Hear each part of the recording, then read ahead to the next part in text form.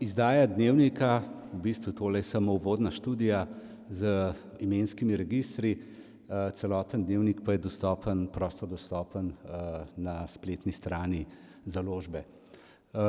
Gre za dnevnik, po mojem vedenju, najstarejši tako obsežen dnevnik, osebni dnevnik, ki je ohranjen na današnjem slovenskem ozemlju.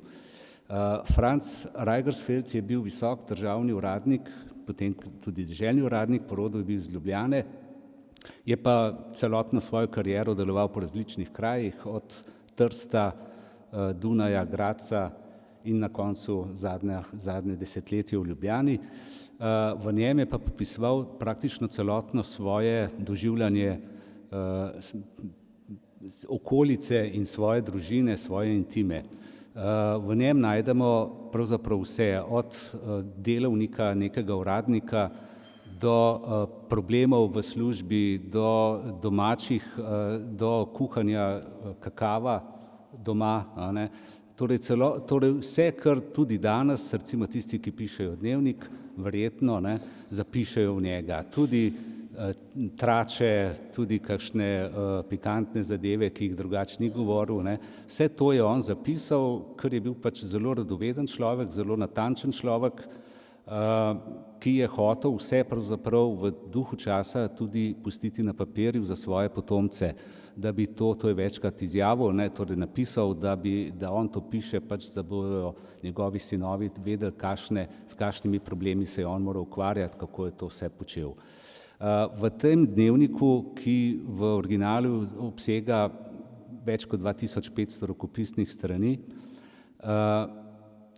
v tem dnevniku najdemo torej material oziroma vir za vsa mogoča področja raziskovanja, od politične zgodovine do gospodarske zgodovine, do zgodovine uradništva, do umetnostne zgodovine, celo arheologije.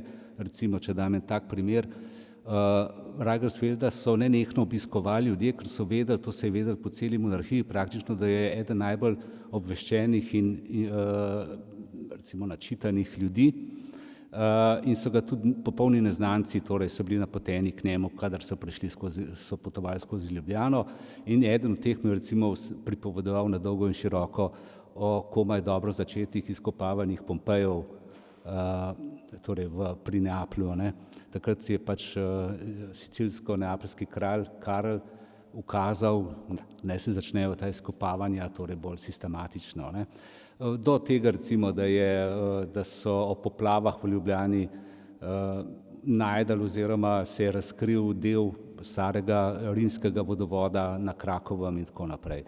Torej, podatki bojo resnično za zelo širok krog raziskovalcev, seveda pa je treba nekaj nemščine obvladati, ker dnevniki so pisani v nemščini. Jaz seveda nisem šel prevajati tega, marsikaj bi bilo tudi zelo težko prevesti, ker je uporabljal pač to staro birokratsko pravzaprav nemščino.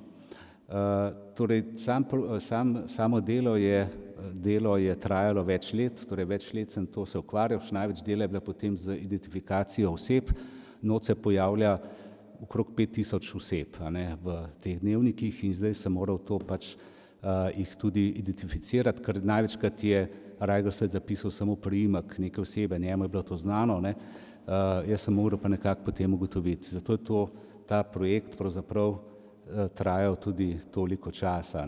Jaz sem imel to pač v namenu, torej prvotno sem mislil, da bo šlo to hitreje.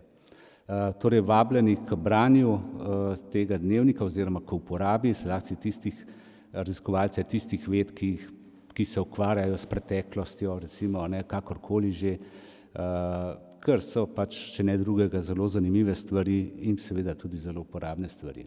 Hvala lepa. Okay.